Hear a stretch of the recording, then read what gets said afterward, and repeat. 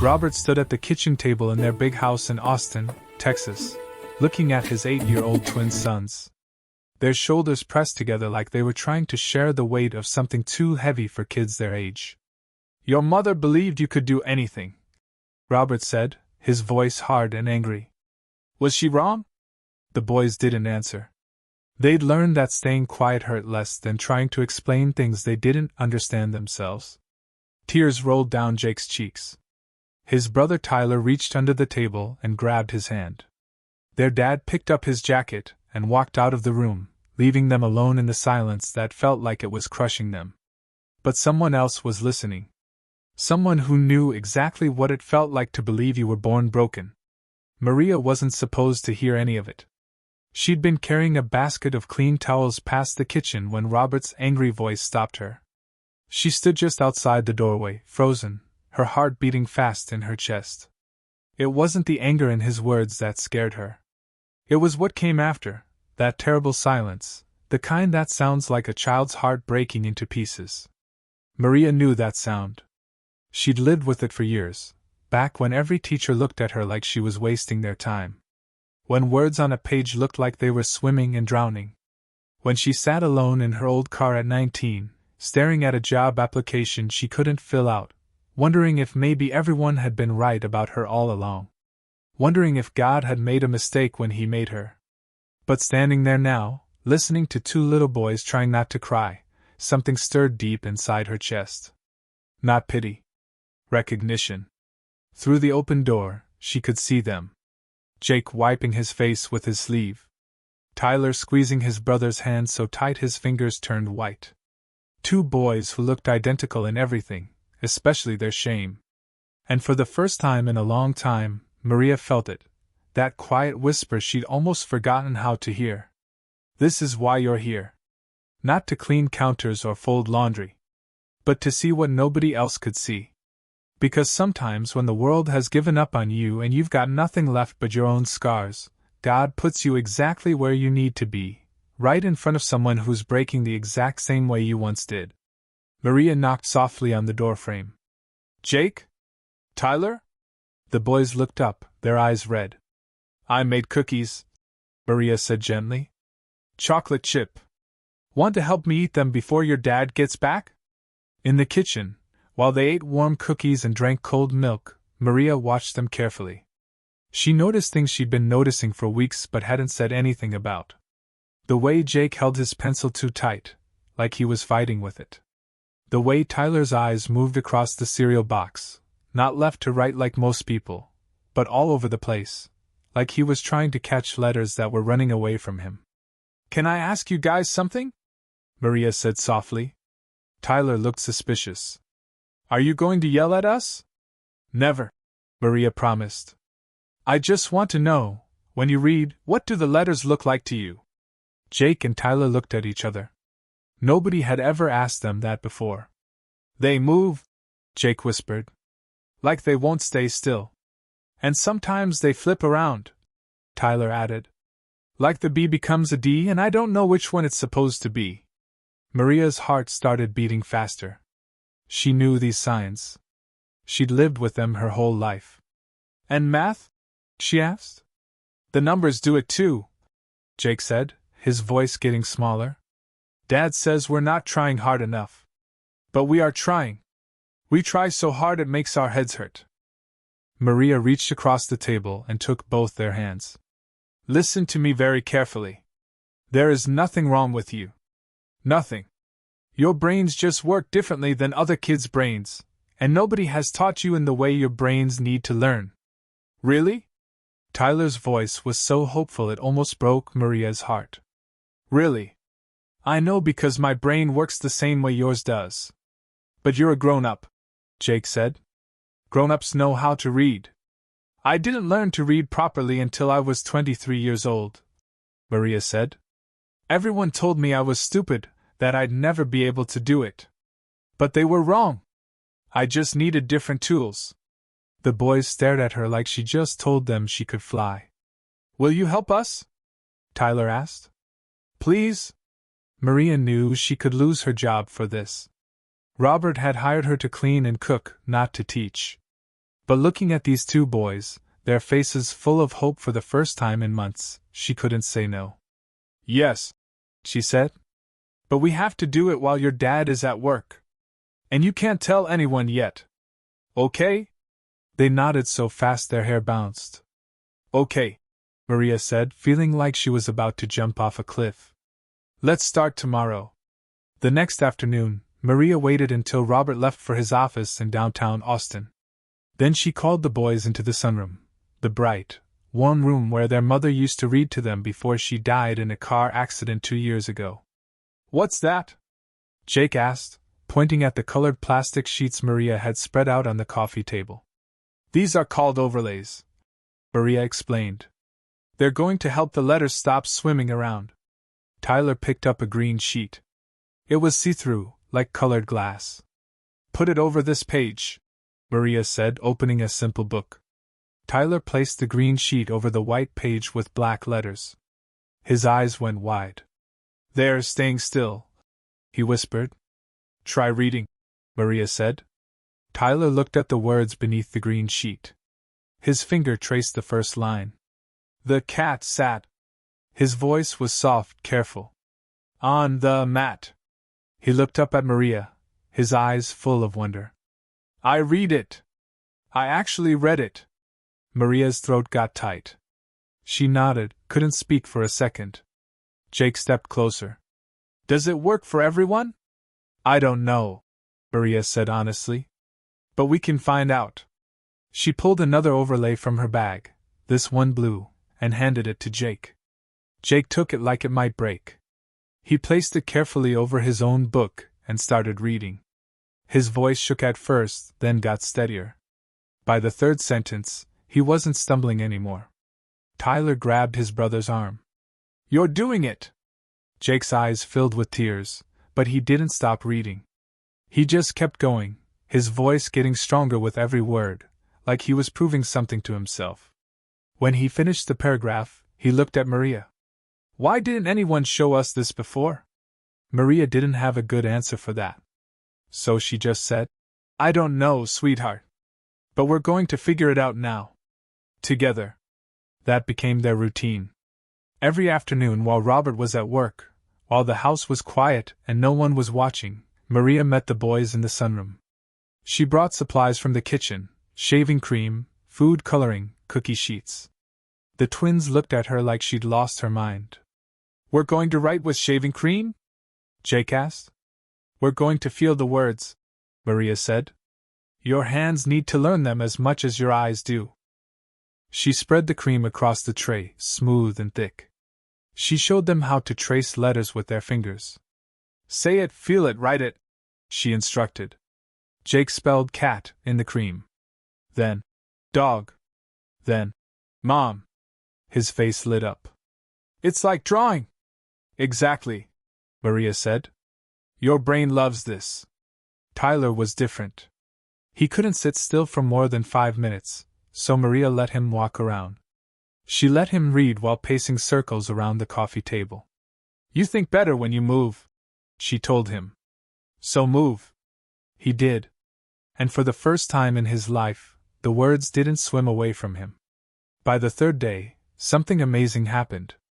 Jake finished his homework in 20 minutes, work that usually took him 2 hours. Tyler read 4 pages of a chapter book without stopping once. They started laughing again. Real laughs, the kind that filled the room and made the house feel alive again. Mrs. Chin, the head housekeeper, noticed.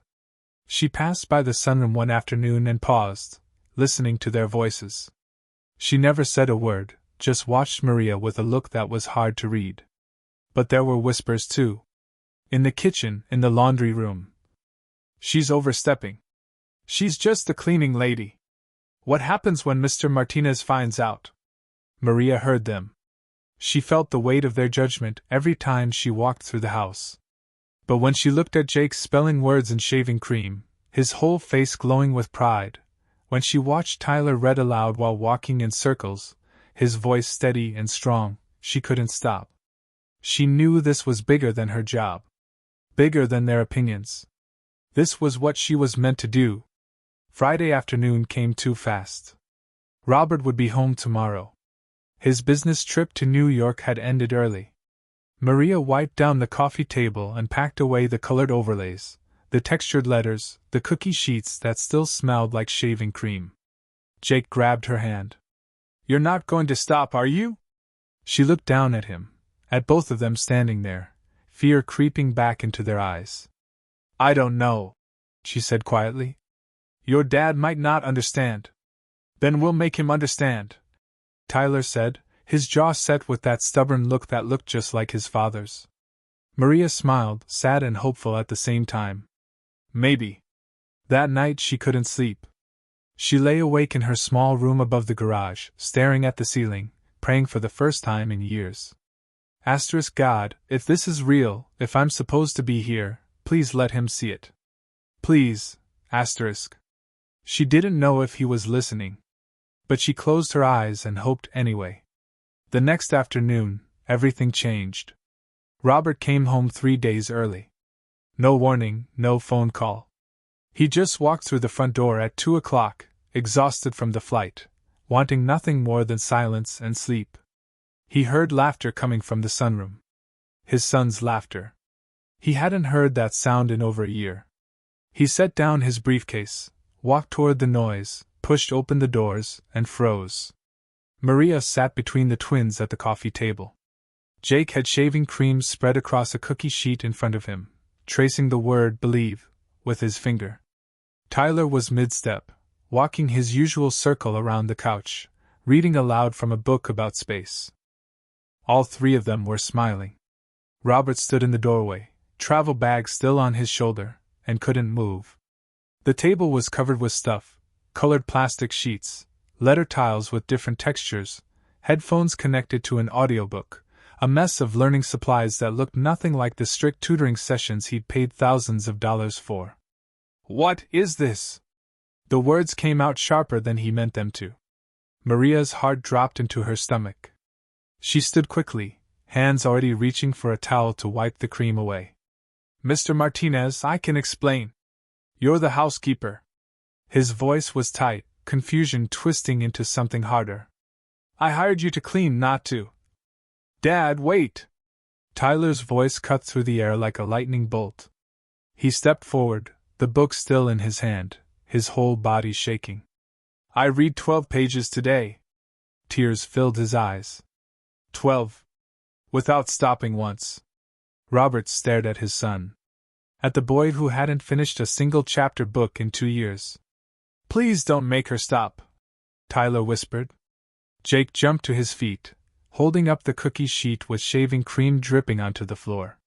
"Look, Dad! I spelled dinosaur right. I never get it right." He grabbed his homework from the edge of the table, pages of math problems, handwriting practice, reading work, completed, nearly perfect. He handed it to his father with shaking hands. Robert took it. Stared down at his son's neat, careful work. His jaw worked, but no words came. Maria stood frozen, her heart hammering. She forced herself to meet his eyes. "I'm sorry I didn't ask permission, Mr. Martinez." Her voice was quiet but steady. "But I recognize something in them. Something I've lived with my whole life." Silence pressed down on the room like a heavy weight. The twins stood side by side, hands together, terrified. Robert's eyes moved from the homework to their faces. His sons' faces, glowing with something he hadn't seen since their mother died. Pride. When he finally spoke, his voice barely made it past his throat. "My office. Now." He turned and walked away, his footsteps heavy on the wood floor. Maria's stomach twisted. The boys looked up at her, their faces crumpling. "I'm sorry," she whispered, kneeling down between them. "I'm so sorry." Jake threw his arms around her neck. Tyler buried his face in her shoulder. For a moment, Maria just held them, feeling their small bodies shake, wishing she could protect them from what was coming. The walk to Robert's office felt like walking to her doom. Every step down that long hallway, Maria's mind raced. She'd be fired. Of course she'd be fired. She'd overstepped. Broken trust. Done exactly what she'd been warned not to do her whole life. tried to be more than she was allowed to be. She knocked. "Come in." Robert sat behind his desk, laptop open in front of him. His jacket was off, tie loosened, but his face, she couldn't read it. "Sit." She sat, folded her hands in her lap to keep them from shaking. Long, terrible silence. Finally, he spoke. "Tell me exactly what you did with my sons." Not angry. Not accusing. Just tired. And something else she couldn't name. Maria took a breath. Then another. "I saw dyslexia," she said quietly. "Classic signs. The way they reverse letters.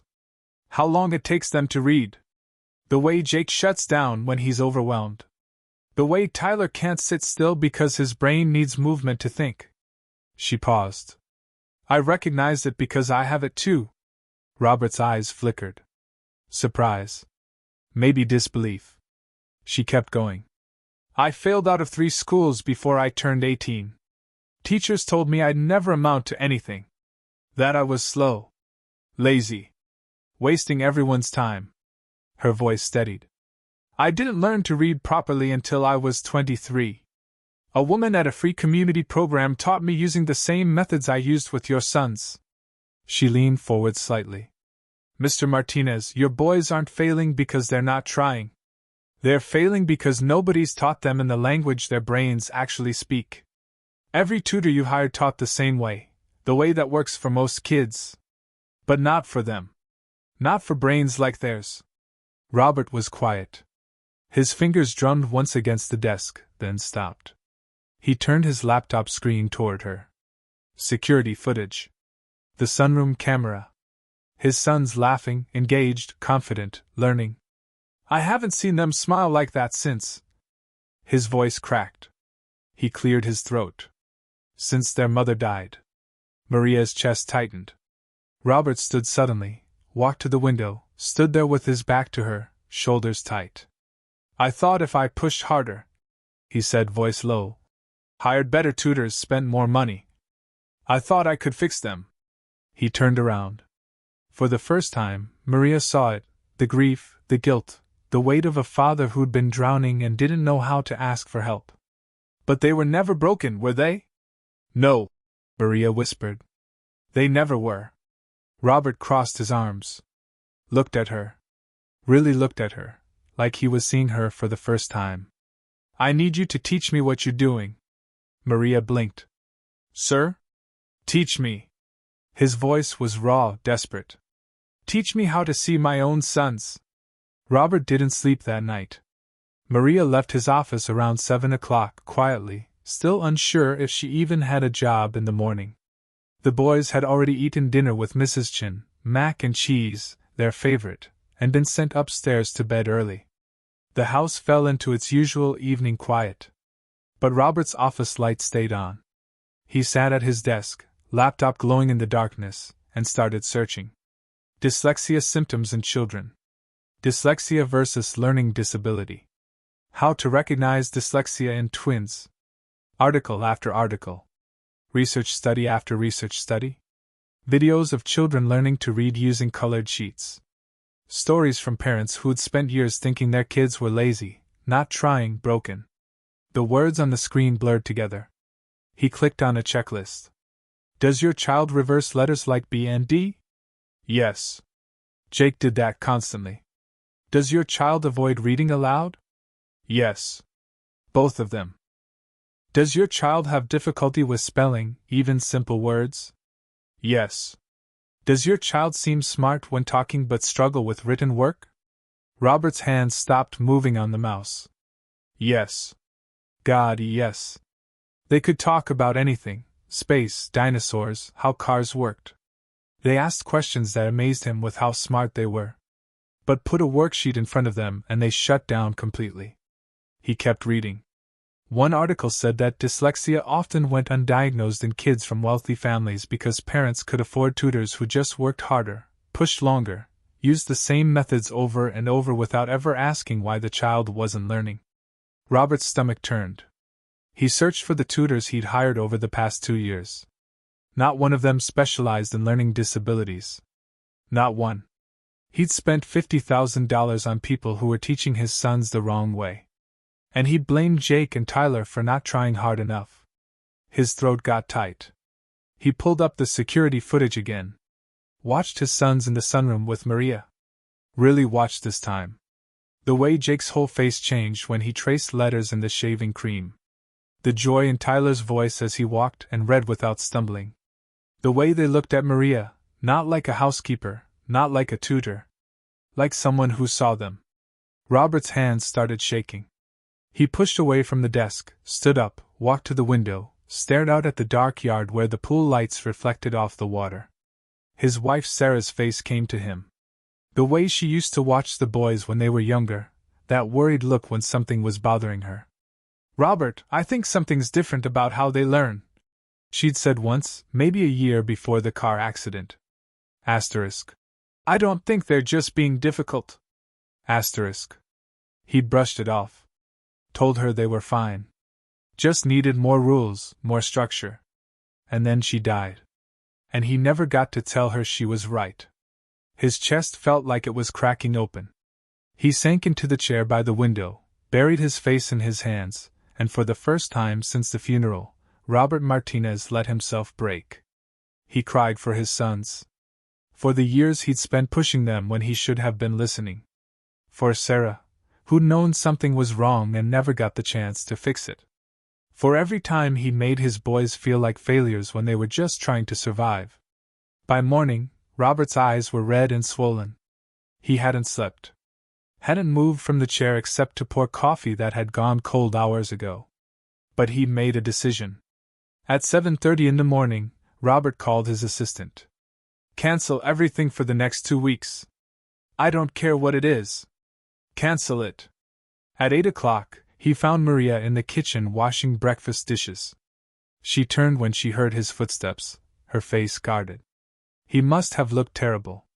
He felt terrible. "I stayed up all night," he said, his voice rough from not sleeping. "Reading about dyslexia. About how kids like mine." He stopped, corrected himself. "About how my sons learn." Maria set down the dish she was holding. "I need to get them tested," Robert continued. "Professionally. By someone who actually knows what they're looking at." "That's good," Maria said softly. "That's really good. And I need you there." He looked at her directly. "When they do the testing, when we get the results, I need you to help me understand what it all means." Maria hesitated. "Mr. Martinez, I'm not a doctor. I'm not even a teacher. You're the only person who's seen them." His voice broke slightly. "Really seen them. And I need you to teach me how to do that." She studied his face for a long moment. Saw the exhaustion, the regret, the desperate hope of a father who'd finally stopped running. "Okay," she said quietly. "I'll help." Robert nodded, turned to leave, then stopped. "Maria?" She looked up. "Thank you." His voice was barely a whisper. "For not giving up on them when I almost did." He walked out before she could respond. Maria stood alone in the kitchen, her hands still wet from the dishes, tears sliding down her face. For the first time since she'd arrived at this house, she let herself believe that maybe, just maybe, God had put her exactly where she was supposed to be. Dr. Linda Park arrived on a Tuesday morning. Robert had hired the best educational psychologist in Texas, someone who specialized in learning disabilities, who'd worked with hundreds of children like his sons. Maria watched from the kitchen window as the doctor pulled up in a silver car, carrying a leather bag and a calm look that suggested she'd seen this 1,000 times before. The twins were already nervous. They'd barely touched their breakfast. "What if she says we're stupid?" Jake whispered to Maria while she cleared their plates. Maria knelt beside his chair, looked him straight in the eyes. "She won't. Because you're not. But what if the tests say? The tests are going to show what I already know." Her voice was steady and sure. "That your brains are brilliant. They just work differently." Tyler stood by the window, arms crossed, watching his father talk to Dr. Park on the front steps. "He looks scared," Tyler said quietly. Maria glanced out. Robert's shoulders were tense, his hands shoved deep in his pockets, a posture she'd never seen on him before. "He is," she said. "But not of you. He's scared he missed this for too long." Tyler turned to look at her. "You think he feels bad? I think he feels everything." The testing took 6 hours. Dr. Park sat up in the library, spreading assessment materials across the big table: puzzles, reading passages, memory games, pattern recognition tasks. The boys went in separately. Jake first, then Tyler. Robert and Maria waited in his office. Neither of them knew what to do with the silence. Maria sat on the edge of the couch, hands folded in her lap, trying not to watch the clock. Robert stood by the window, pretending to read emails on his phone, but she could see he wasn't actually looking at the screen. An hour passed. Then 2. "Do you think they're okay in there?" Robert finally asked, his voice tight. "Dr. Park knows what she's doing," Maria said. "And the boys are stronger than you think." Robert turned to look at her. Really look at her. "You care about them." It wasn't a question. Just an observation. Maria met his eyes. "Yes." "Why?" The question hung in the air between them. Maria thought about lying, about saying something polite and distant. But she was tired of pretending she didn't feel what she felt. "Because nobody cared about me," she said quietly. "When I was their age. When I was failing and teachers were giving up and I thought I was the problem." Her voice caught. "Nobody fought for me. Nobody looked closer. And I spent 15 years believing I was broken." She looked down at her hands. "I don't want them to spend 15 years believing that." Robert was quiet for a long time. Then he crossed the room and sat down in the chair across from her. Not behind his desk. Not standing above her. Just there, close enough that she could see the exhaustion in his face. "I'm sorry," he said. Maria looked up, confused. "For what?" "For whatever they did to you. Whoever made you feel that way." His jaw tightened. "And for almost doing the same thing to my sons. You didn't know. I should have." His voice was raw, honest. "Sarah tried to tell me, and I didn't listen. I was too busy, too distracted, too convinced that if I just pushed hard enough, everything would fall into place." He rubbed his face with both hands. "I've spent 2 years trying to be both parents, trying to fill the space she left. And I've failed at all of it." "You haven't failed," Maria said softly. "You're here now. That's what matters." "Is it?" "Yes." They sat in the quiet after that. Not uncomfortable, just present. Two people who'd both been broken in different ways, waiting to see if they could help two boys avoid the same fate. Around 4 o'clock, Dr. Park knocked on the office door. Robert stood so fast he nearly knocked over his chair. "Come in." Dr. Park stepped inside, her face calm but serious. She carried a folder thick with papers. "Mr. Martinez." "Miss Walsh." She nodded to both of them. "The boys did beautifully. They're resting in the kitchen with some snacks." "And?" Robert's voice was barely steady. Dr. Park set the folder on the desk, opened it to the first page of results. "Both boys have superior IQ scores," she began. "Jake tested at 127. Tyler at 129. Robert's breath caught. "They also both have severe dyslexia and ADHD." Dr. Park continued. "Classic presentation. The kind that's often missed because the child is smart enough to make up for it for years before the system catches up." She turned another page, showing charts and graphs that meant nothing to Maria but everything to Robert. "They're currently reading at a second grade level despite being in third grade. Their processing speed for written language is significantly delayed. But," she looked up at both of them, "the coping strategies they're using are remarkable. Graduate-level interventions." Dr. Park's eyes settled on Maria. "Who's been working with them?" Robert gestured toward Maria. "She has." Dr. Park studied her with new interest. "Miss Walsh, have you worked with dyslexic children before?" Maria shook her head. "Just one. Me." Dr. Park's eyebrows lifted. She smiled, the kind of smile that held respect. Then you have an intuitive understanding that most special education teachers spend years trying to develop. She closed the folder. These boys are lucky to have you. Maria's throat tightened. She couldn't speak. Robert's hand found the back of his chair, gripping it like he needed something to hold him up. So what do we do now? He asked. Dr. Park looked between them. You keep doing exactly what you're doing. And you fight like hell to make sure their school does the same. The call came 3 days later. Robert was in a meeting when his assistant knocked on his office door, her face apologetic. Mr. Martinez, Oak Ridge Academy is on the line. The principal says it's urgent. Robert excused himself, stepped into a hallway, pressed the phone to his ear. Mr. Martinez, this is Principal Harrison. We need to schedule a meeting regarding Jake and Tyler. Tomorrow, if possible. Something in the man's tone made Robert's spine stiffen. What's this about? It's better discussed in person. Can you come in at 9 o'clock? Robert agreed. Hung up. Stood there in the empty hallway with dread settling like a stone in his gut. That evening, he told Maria.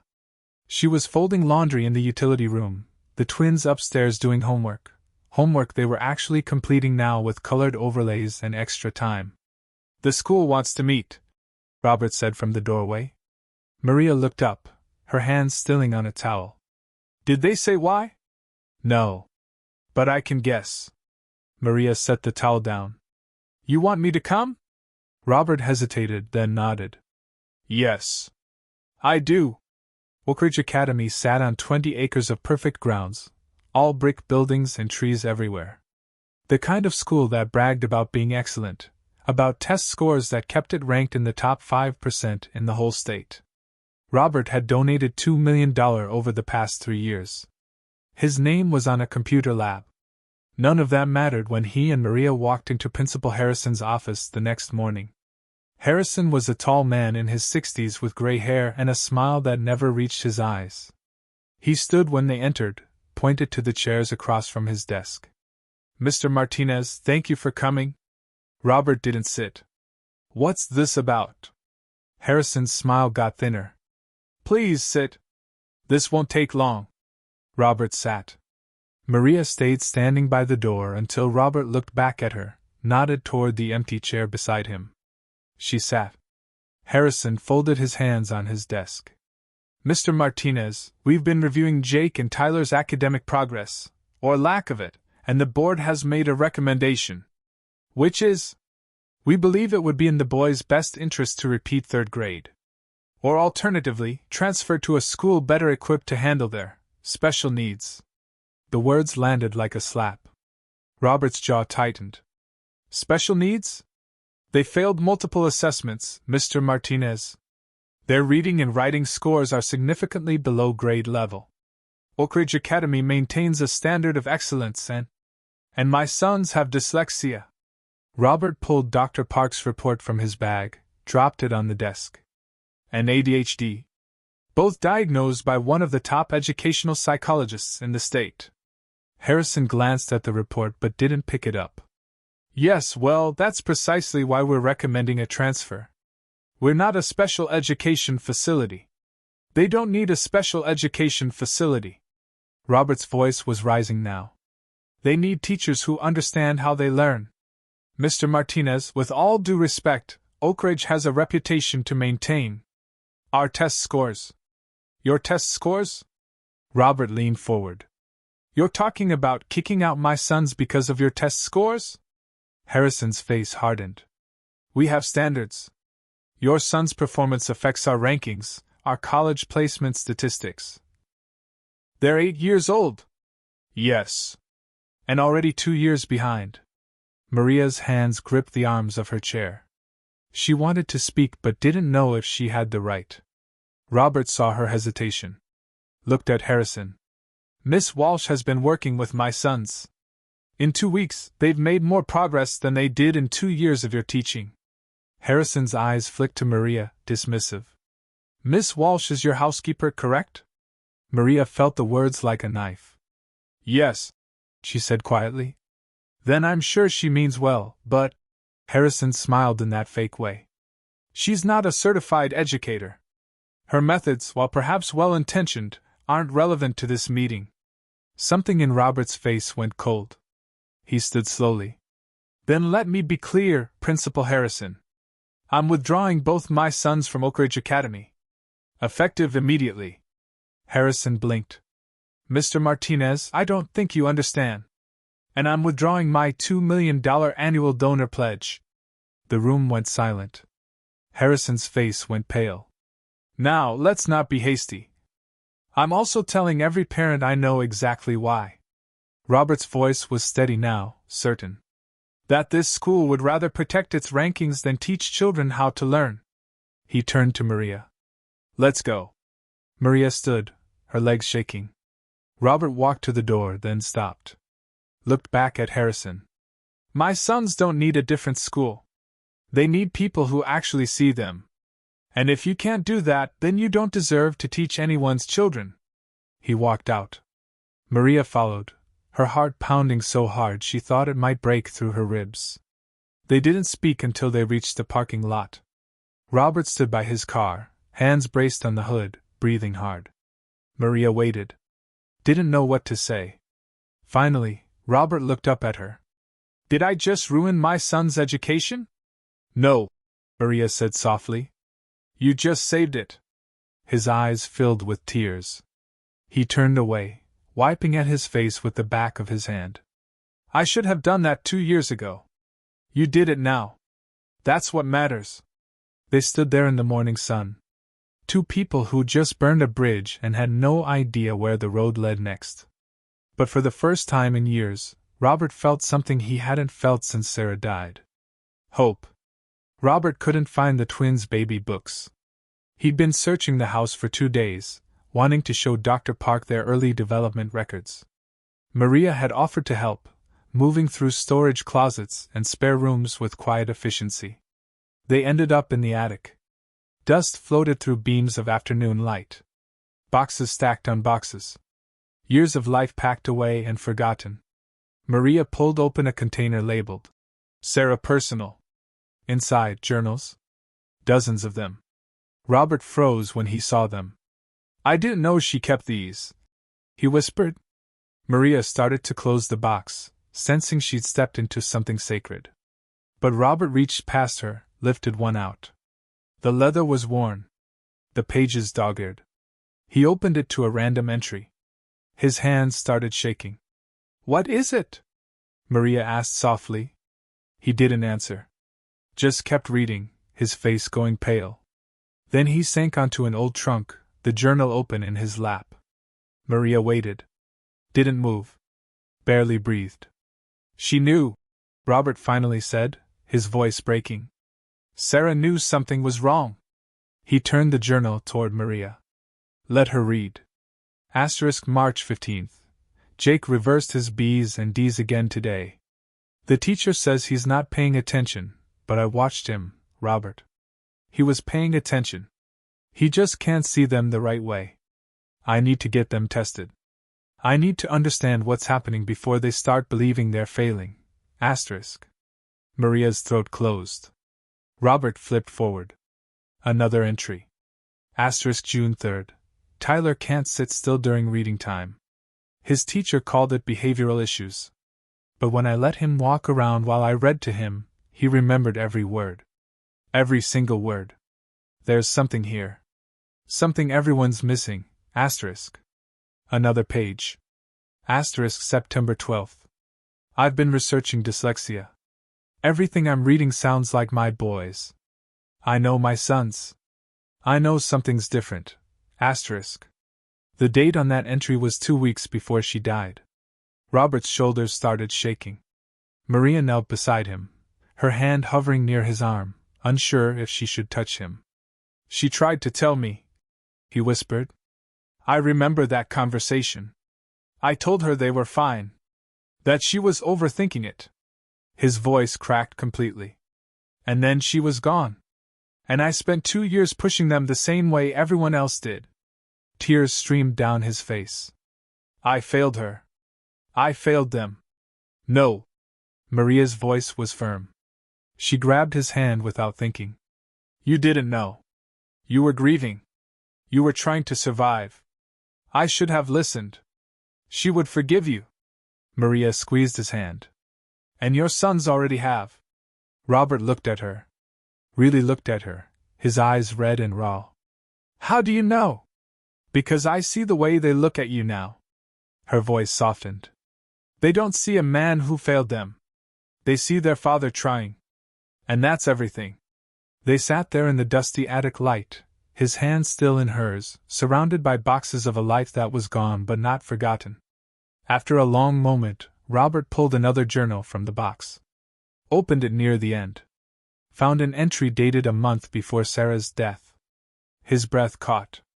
Listen to this, he said, his voice barely steady. Maria leaned closer.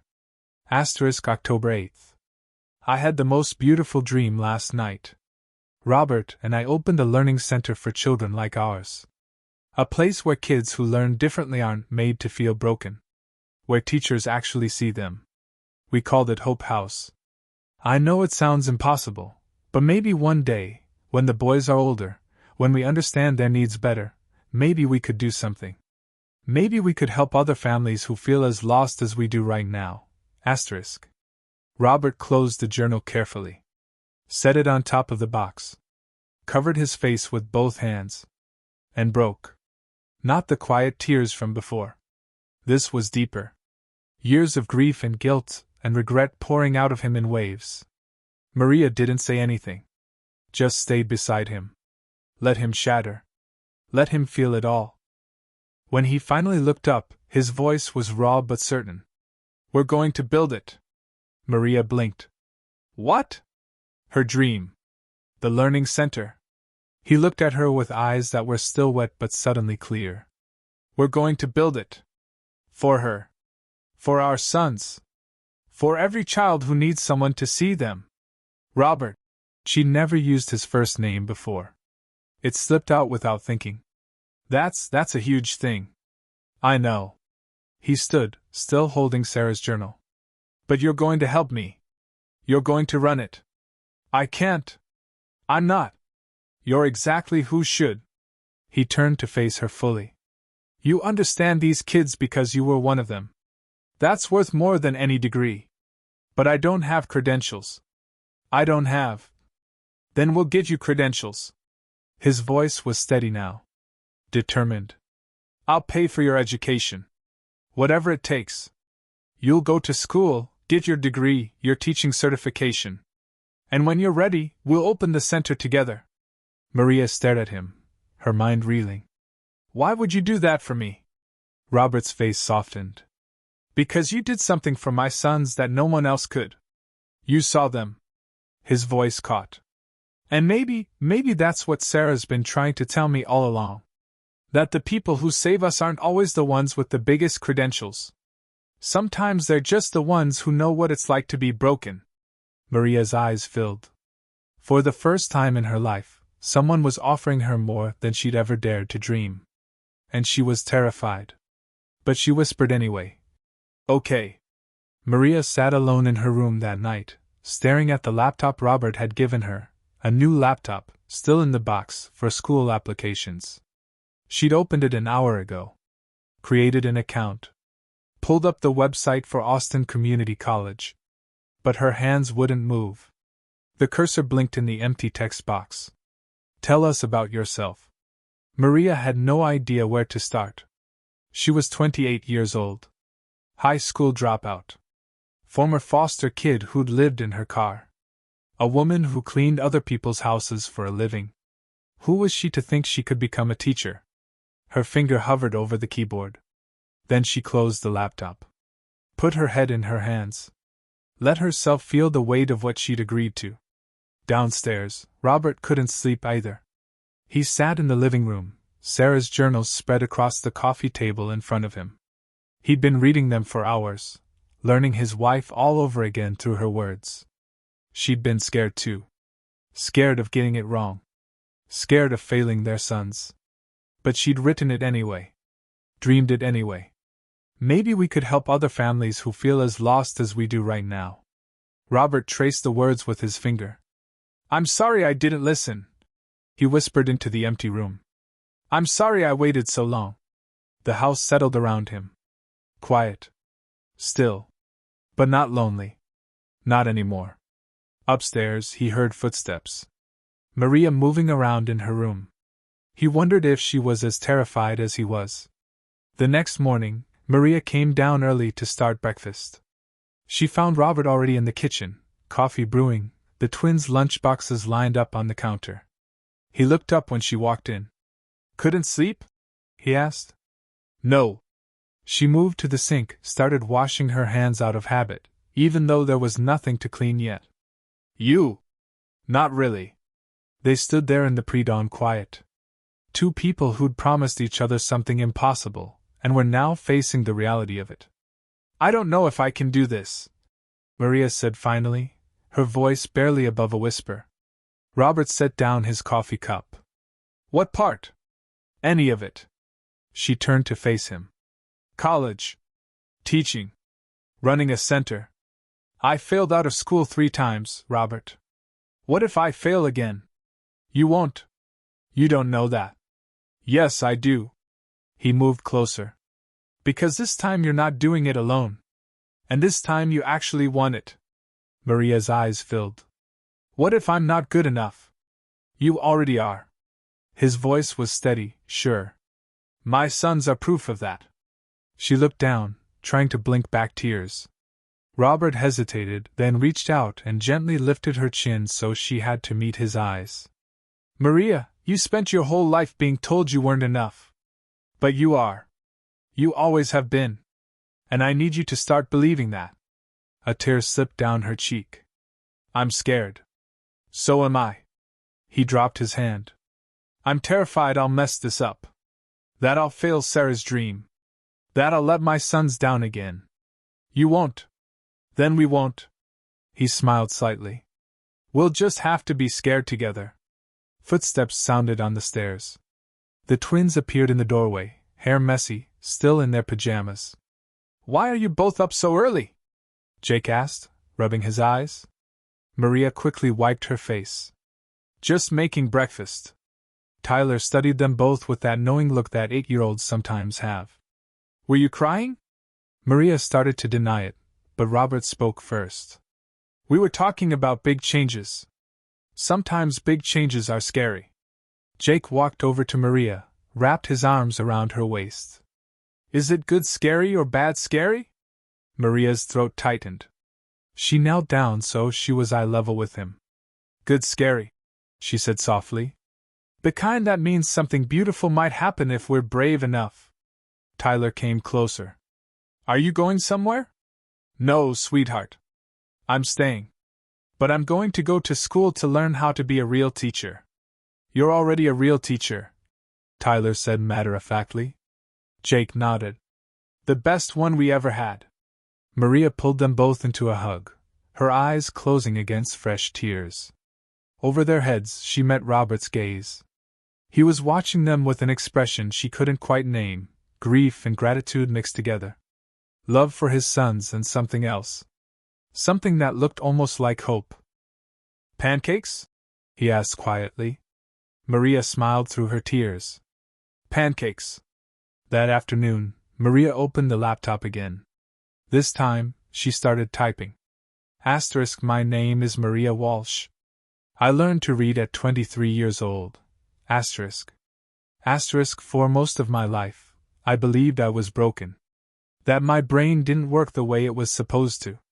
That I would never be more than I was. Asterisk. Asterisk, then I met 2 boys who were breaking the same way I once did. And I realized something. Asterisk. Asterisk, I wasn't broken. I was just learning in a language no one had taught me yet. Asterisk. Asterisk, I want to become a teacher so I can be for other children what no one was for me. Someone who sees them. Really sees them. Not as problems to fix, but as people who just need someone to believe in them first. Asterisk. She paused. Read it over. Then hit submit before fear could stop her. The application went through. Maria closed the laptop slowly, put her hand over her heart, felt it beating hard and fast, and whispered a prayer she hadn't prayed in years. God, if this is real, if this is what you want from me, please don't let me fall. The house was quiet around her. But somewhere deep inside, where faith lives even when you've forgotten it's there, she felt something settle. Not certainty, but peace. And for now, that was enough. For months passed like breathing. Maria enrolled in community college. Night classes. Online courses. Weekends buried in textbooks while the twins did their homework beside her at the kitchen table. Some nights she wanted to quit. Stared at essays she'd rewritten 5 times and still didn't think were good enough. Called herself foolish for thinking she could do this at 28 when she'd failed so completely at 18. But then Jake would look up from his reading and say, "You spelled that wrong," pointing at her paper with a grin. And she'd laugh. "Fix it. Keep going." The twins transferred to a small school across town, Riverside Learning Academy. Smaller classes. Teachers trained in learning differences. Accommodations written into their education plans, extra time, colored overlays, the option to take tests out loud instead of writing. Within 6 weeks, both boys passed their first full exam. Maria was there when Robert got the email from their teacher. Watched his face go still, then crumble, then light up all at once. He showed her the screen with shaking hands. Asterisk Jake, 87%. Tyler, 92%. Asterisk. "They did it," he whispered. "They actually did it." Maria's eyes filled. "They always could. They just needed someone to let them." That night, Robert took them all out to dinner, a real celebration. The twins ordered dessert first, laughing when the waiter pretended to be shocked. Maria sat across from Robert, watching him with his sons. Really present with them for the first time since she'd met him. Laughing at their jokes. Listening to their stories about school. Asking questions that showed he actually cared about the answers. This was what healing looked like. Not perfect. Not finished. But real. By winter, the plans for the learning center were underway. Robert had purchased an old Victorian house on the edge of Austin, 3 stories, wraparound porch, big windows that let in light from every direction. It needed work, but the bones were good. He brought Maria to see it on a Saturday morning. They stood in the empty front room, sunlight streaming through dusty windows, their breath visible in the cold air. "What do you think?" Robert asked. Maria turned slowly, taking it in. The high ceilings. The hardwood floors that creaked under her feet. The built-in shelves that could hold books. "It's perfect," she whispered. "Each room will be different," Robert said, his voice filling with excitement. "Sensory spaces. Movement zones. Quiet areas for kids who need stillness. Everything designed around how different brains actually learn." He pulled out architectural sketches, showed her the plans. Maria looked at the drawings, her heart swelling. "When can we open?" "A year. Maybe less if construction goes smoothly." He looked at her. "Will you be ready?" Maria thought about her college classes. The teaching credentials she was working toward. The fear that still woke her up some nights. "I don't know," she said honestly. "But I'll try. That's all anyone can do." They walked through the empty house together, mapping out rooms in their minds. The twins ran ahead, their voices echoing through the hollow spaces, calling out which room they wanted to help decorate. In what would become the main learning area, Maria stopped. Placed her hand on the window frame. "Sarah would love this," she said quietly. Robert came to stand beside her, close enough that their shoulders almost touched. "She does," he said. "I think she's been watching this whole time, making sure we got it right." Maria looked at him. Saw the peace in his face that hadn't been there 6 months ago. "You miss her every day." "I do." His voice was steady. "But I'm not drowning in it anymore. And I think—" He paused. "I think she'd be okay with that."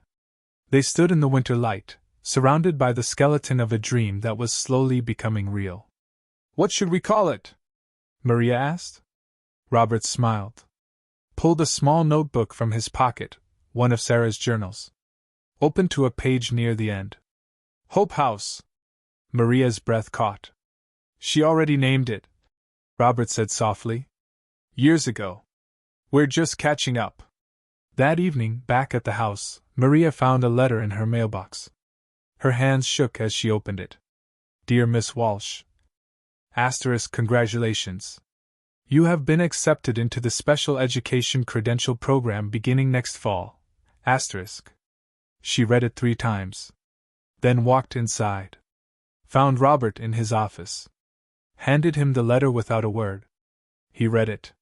Looked up at her. Smiled wider than she'd ever seen. You did it. We did it, she corrected. The twins appeared in the doorway, sensing something important. What happened? Tyler asked. Maria knelt down, pulled them both close. I'm going to be a real teacher. An official one. Jake's face lit up. Does that mean you can teach more kids like us? Yes, baby. That's exactly what it means. Tyler looked at his father. Is the center really going to happen? Robert nodded. It's really going to happen. And kids like us won't have to feel stupid anymore? Maria's throat closed. No, sweetheart. They won't. Because we're going to show them what I showed you, that different doesn't mean broken. Jake threw his arms around her neck. You saved us, he whispered. Maria held him tight, tears streaming down her face. No, baby. You saved me. 2 years later. The morning of the grand opening. Maria stood in the center of what used to be an empty Victorian house and was now Hope House Learning Center. Everything was ready. Sensory rooms painted in soft colors. Movement spaces with balance beams and yoga mats. Quiet corners with bean bags and weighted blankets. Shelves lined with books in every format, audiobooks, large print, graphic novels. Colored overlays organized by shade. Textured letters. Art supplies. Every tool a different kind of learner might need. And in the main entrance, a portrait of Sarah Martinez. Her smile warm. Her eyes kind. Beneath it a plaque. For every child who was told they couldn't. And for every person who helped them see they could. Maria traced the words with her finger. She'd be so proud of you, a voice said behind her. She turned. Robert stood in the doorway, wearing a suit but looking more relaxed than she'd ever seen him. The twins flanked him on either side, 10 years old now, taller, confident, holding a ribbon for the ceremony. I hope so, Maria said softly. I know so. Robert walked closer. You turned her dream into something real. We did, Maria corrected. All of us. Jake looked up at his mother's portrait. I wish she could see this. She can, Tyler said quietly. I think she's been watching the whole time. By 9 o'clock, families started arriving. 47 children enrolled for the first semester. Each one carrying a story like the twins had carried. Years of being told they weren't trying hard enough, weren't smart enough, weren't enough. Maria greeted them at the door. Not as a housekeeper anymore. As Director Maria Walsh, certified special education teacher. The woman who'd built this place from nothing but pain and hope. One mother approached her, holding the hand of a small girl, maybe 7 years old, with red eyes and slumped shoulders. This is Emma, the mother said, her voice breaking. She told me last week she doesn't want to be alive anymore because she's too stupid for school. Maria's heart cracked open. She knelt in front of Emma, waiting until the girl looked at her. Hi, Emma. My name is Maria, and I want to tell you something really important. She kept her voice gentle. Steady. I didn't learn to read until I was 23 years old. Do you know how old that is? Emma shook her head. Really, really old, Maria said with a small smile. Everyone told me I'd never be able to do it. That I wasn't smart enough. But they were wrong. My brain just needed different tools. And I think your brain might be the same. Emma's lip trembled. Really? Really? Maria reached into her pocket, pulled out a green overlay. Want to try something? Emma nodded barely. Maria led her to a reading corner. Opened a book. Placed the overlay on the page. Try now. Emma looked down. Her eyes widened. The letters, they're not jumping as much. That's your brain finding its language, Maria said softly. Emma read the first sentence. Stumbled once. Kept going. By the third sentence, she was reading clearly. When she finished the paragraph, she looked up at Maria with tears streaming down her face. I did it! You did, Maria whispered. And you're going to do it again and again until you stop being surprised by how brilliant you are. Emma threw her arms around Maria's neck. Behind them, the mother covered her mouth, sobbing. Robert watched from across the room, his own eyes wet. The ribbon-cutting ceremony happened at noon. Maria stood beside Robert on the front porch. The twins between them, holding giant scissors. Reporters had come. Local news cameras. Parents and children filling the yard. Robert spoke first. My wife Sarah believed every child deserves to be seen for who they are, not who they can't be. She knew our sons needed something different. His voice grew thick with emotion. And if she were here, she'd tell you that this center exists because one woman saw what everyone else missed. That different doesn't mean less. He turned to Maria. Maria, you didn't just save my sons. You honored my wife's dream in ways I never could have alone. Thank you. Maria's throat tightened. She looked out at the crowd. At all the families who'd come. At Emma standing with her mother. At the twins smiling up at her. I spent most of my life believing I was broken, she said, her voice carrying across the yard. That God had made some kind of mistake when He made me. But standing here today, I know the truth. I wasn't broken. I was just being prepared for this. For them. She gestured to the children. Every child here deserves to know they're not failing. They're not lazy. They're not stupid. They're just learning in a different language. And we're going to teach them that language. We're going to show them they're not alone. Jake and Tyler cut the ribbon together. It fell in 2 pieces. And Hope House opened its doors. That first day was chaos and magic mixed together. Children explored every room. Running their hands along textured walls. Bouncing on exercise balls. Reading books with colored overlays. Some cried with relief. Some laughed for the first time in months. Maria moved from room to room, watching her team of teachers, all people who understood learning differences because they'd lived with them too, work with the children. In the movement room, a boy named Marcus was reading while walking on a balance beam. His mother stood in the doorway, tears streaming down her face. He's never read more than 2 sentences before, she whispered to Maria. Never. In the quiet room, a girl named Sophie was using sign language to spell words she couldn't say out loud yet because of a speech delay. Her teacher, a young woman who was deaf, signed back encouragement. In the art room, twins named Mia and Max were building words out of clay, their fingers learning what their eyes struggled to see.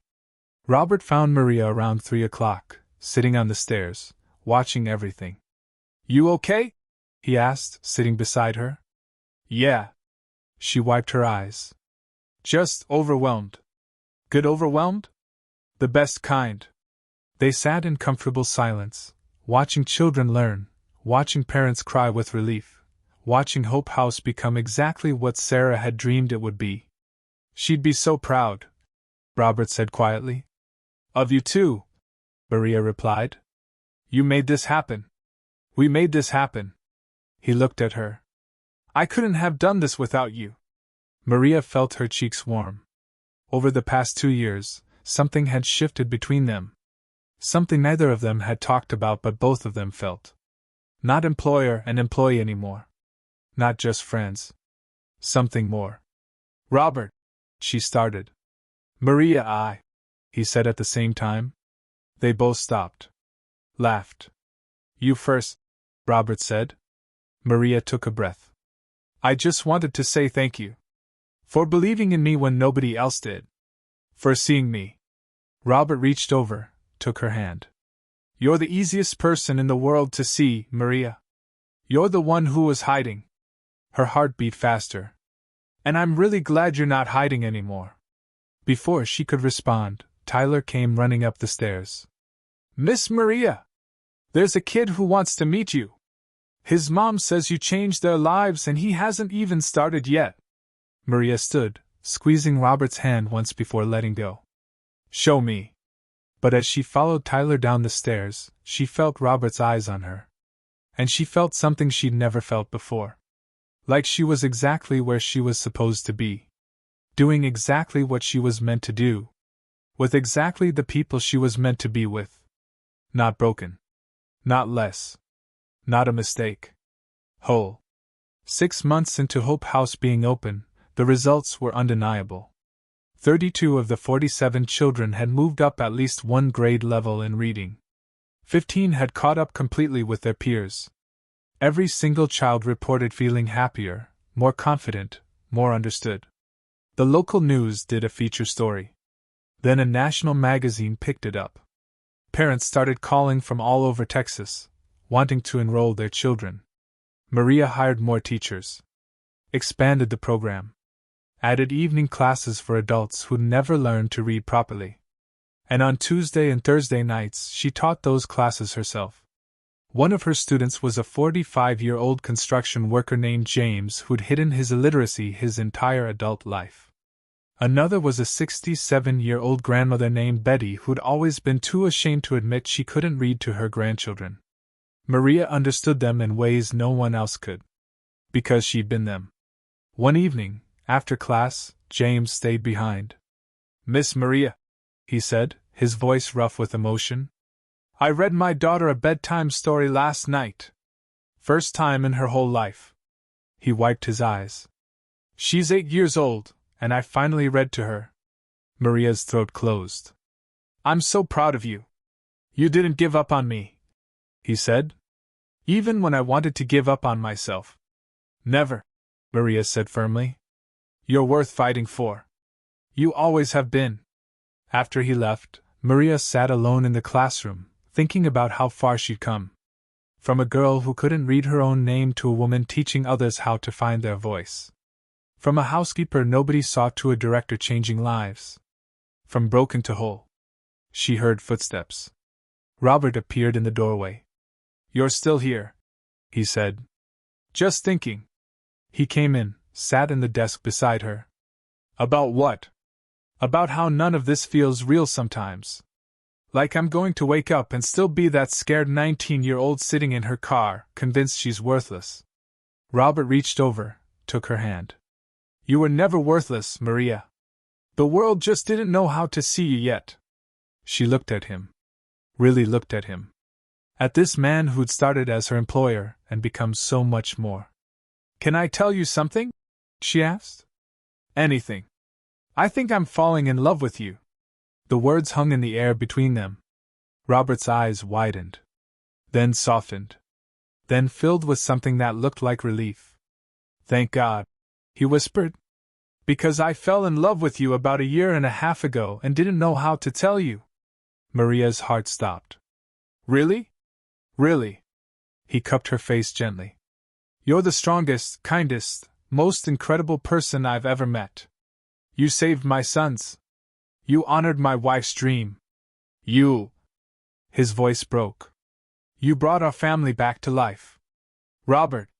"I know it's complicated," he said quickly. "I know there's a million reasons why this might not work. But I don't care. I love you, Maria. And if you'll let me, I want to build a life with you. Not just Hope House. Everything." Tears streamed down Maria's face. "Yes," she whispered. "Yes."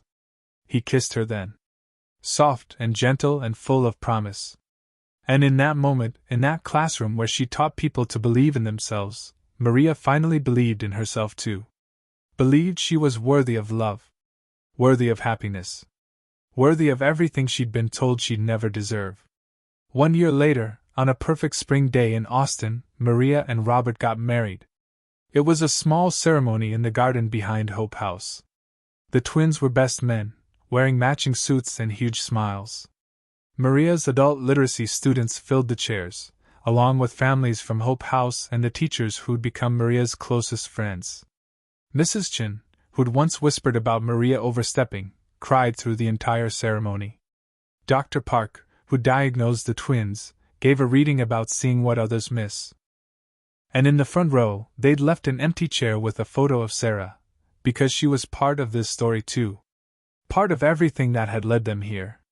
When the minister asked, "Do you take this woman?" Robert didn't wait for him to finish. "Yes," he said, his voice strong and sure. "Absolutely yes." Everyone laughed. Maria said yes too, through happy tears. And when they kissed, the twins cheered louder than anyone. At the reception, Jake pulled Maria aside. "I'm really glad you're officially our mom now," he said. Maria's heart swelled. "Me too, baby. And I'm really glad you didn't give up on us," Tyler added, wrapping his arms around her waist. "Never," Maria said, pulling both boys close. "Not ever." That night, after all the guests had gone home, after the twins had finally fallen asleep in their rooms, Maria and Robert stood on the back porch of Hope House, looking up at the stars. "Happy?" Robert asked, his arm around her waist. "Happier than I ever thought possible," Maria said. "Me too." They stood in comfortable silence for a moment. Then Maria said, "I got a call today. From the mayor's office." Robert looked at her. "Yeah? They want to fund 3 more Hope Houses. One in Houston, one in Dallas, one in San Antonio." Robert's eyes widened. "That's incredible." "It's terrifying," Maria admitted. "That's a lot of responsibility. You can handle it." His voice was confident. "You've already proven that." "We can handle it," she corrected. "We're a team now. The best team." He kissed her forehead. "Sarah would be so proud of what we've built."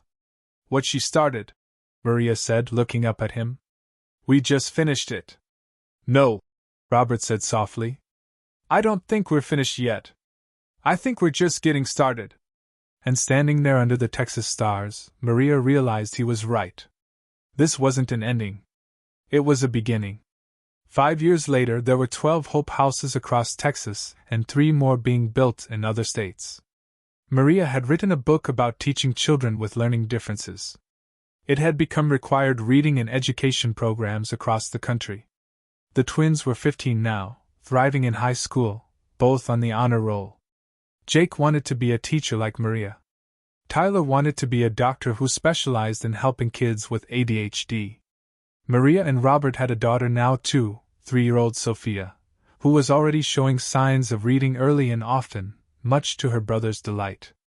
And every day, Maria walked through the original Hope House, watching children discover that they weren't broken. Just different. And different was beautiful. One afternoon, a mother brought in her 7-year-old son, Danny. He had the same slumped shoulders, the same defeated look that Jake and Tyler had once worn. "He says he's stupid," the mother whispered, tears in her eyes. "He says he wishes he was never born." Maria's heart ached with recognition. She knelt in front of Danny, waiting until he looked at her. "Hi, Danny. My name is Maria. And I want to tell you a story about a little girl who thought she was stupid too." Danny's eyes flickered with interest. "This little girl couldn't read. Couldn't write. Everyone told her she would never amount to anything." Maria smiled gently. "But they were wrong. Because that little girl grew up and became a teacher. And she built a special school where kids with brains like hers, and like yours, could learn to see how amazing they really are." "Did she really?" Danny whispered. "She really did." Maria pulled out a green overlay. "And do you want to know a secret? That little girl was me." Danny's eyes went wide. "You couldn't read?" "Not until I was 23 years old." "But you're a teacher." "I know." Maria's smile widened. "Isn't that cool? All those people who said I'd never do anything important were wrong. And all the people telling you you're not smart? They're wrong too." She handed him the overlay. "Want to find out how brilliant you really are?" Danny took it with shaking hands. And as Maria watched him place it over a page and read his first clear sentence, watched his whole face light up with wonder and hope, she felt it again. That whisper. That certainty. This is why you're here. Not despite being broken, but because being broken had taught her how to help others heal. That evening, Maria found a quiet moment in her office. She pulled out one of Sarah's old journals, the one with the dream about Hope House, and opened to a blank page in the back. With careful handwriting, she wrote, "Dear Sarah, we did it. We built your dream. And it's more beautiful than I think even you imagined. Your boys are wonderful young men now. They're strong and kind and confident. They know they're not broken. They know they're exactly who they're meant to be. Robert is happy. Really happy. And I hope, wherever you are, you know that I love him with everything I am. And I love your sons like they're my own. Thank you for dreaming. Thank you for believing. Thank you for leaving breadcrumbs for us to follow. We're taking care of each other. Just like you wanted. Love. Maria." She closed the journal gently. And in the quiet of her office, surrounded by the sounds of children learning, of families healing, of dreams coming true, Maria Walsh, former foster kid, high school dropout, housekeeper who everyone had overlooked, finally understood the truth. She had never been invisible. God had seen her all along. He'd just been preparing her for something bigger than she'd ever imagined. And now, every single day, she got to help other, broken, people see what she'd finally learned to see in herself. That they were never broken at all. They were just waiting for someone to believe in them first.